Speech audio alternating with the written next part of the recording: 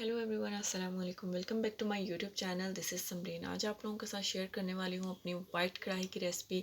बहुत ही मज़े की रेसिपी है। आई होप कि आप लोगों को ये वीडियो बहुत अच्छी लगने वाली है। तो इसके लिए आप लोगों ने सबसे पहले मेरे चैनल को सब्सक्राइब करना है और बेल आइकन को प्रेस कर देना है। तो चलें जी, चलते हैं हम अपने रेसिपी की तरफ।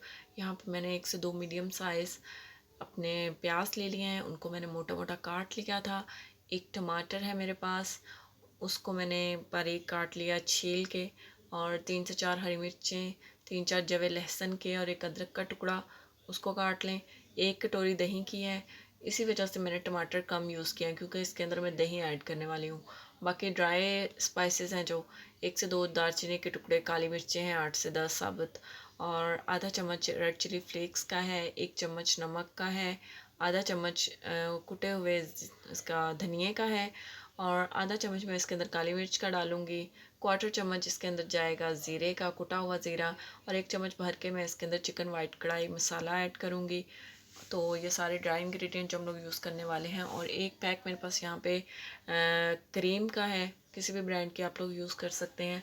तो चलें जी, इसको बनाना शुरू करते हैं। यहाँ पे एक पैन में मैंने ऑयल का 1 कप डाल लिया था, उसको गर्म होने दिया। उसके बाद जो 2 मीडियम साइज़ हम लोगों ने प्याज काटे हुए थे उसको आप लोग डाल दें। तो इनको मिक्स करने के बाद पकने दें इतना कि थोड़े सॉफ्ट हो जाएं। इनको सॉफ्ट होने तक आप लोग पकाएं। और जब ये बिल्कुल सॉफ्ट हो जाए तो उसके बाद आप लोगों ने जो अपने एक टमाटर काटा हुआ है उसको आप लोगों ने इसके अंदर डाल देना है। इसको भी आप लोगों ने टाइम देना है पकने का अलहदा से। जैसे प्याज को आप लोगों ने सॉफ्ट किया है, टमाटर को भी आप लोगों ने सॉफ्ट होने देना है। कलर ज़रा छोड़ दे, ये देखें इस तरह। इसके बाद आप लोग इसके अंदर ग्रीन चिली, ये अपना लहसुन, अदरक, पूरे पूरे जवई मैंने इसके अंदर डाले हैं। एज़ इट इज़ छीलें और डाल दें, काटने की ज़रूरत नहीं है। तो यहाँ पे ये बिल्कुल सॉफ्ट हो चुके थे, प्याज हमारा लाइट ब्राउन हो चुका था। तो इसको आप लोग छलनी की मदद से एक मिक्सर में निकाल लें। छलनी से ऑयल पीछे रह जाएगा और ये जो प्याज हैं वो सारे हम लोग निकाल लेंगे। तो इसको आप लोगों ने मिक्सर से निकाल लेना है। ये हमारा ऑयल है आ गया है। इस ऑयल को हम लोगों ने आंच हल्की रखनी है। और 1 किलो चिकन है मेरे पास, उसको धो लिया था, उसको आप लोगों ने इसके अंदर डाल देना है। इसको डालने के बाद आप लोगों ने इसको पकाना है थोड़ा सा, और कवर कर देना है ताकि जो चिकन पानी छोड़े उसके अंदर ये थोड़ा थोड़ा गल जाए हमारा बाकी मिक्सचर तैयार करने तक। यहाँ पे दूसरी तरफ हमारे पास जो मिक्सर है उसके अंदर हम अपना मसाला मतलब प्याज, टमाटर, हरी मिर्चें, लहसुन, अदरक डाल चुके हैं। और यहाँ पे कुछ टहनियाँ है मेरे पास धनिए की, जो पत्तों से ऊपर वाला हिस्सा होता है उसको मैंने डाल दिया है। बहुत अच्छा फ्लेवर और कलर आएगा इससे। तो यहाँ पे कलर चेंज हो चुका था चिकन का। इसके बाद आप लोगों ने इसके अंदर ये जो आप लोगों ने पेस्ट तैयार किया है इसको आप लोगों ने डाल देना है।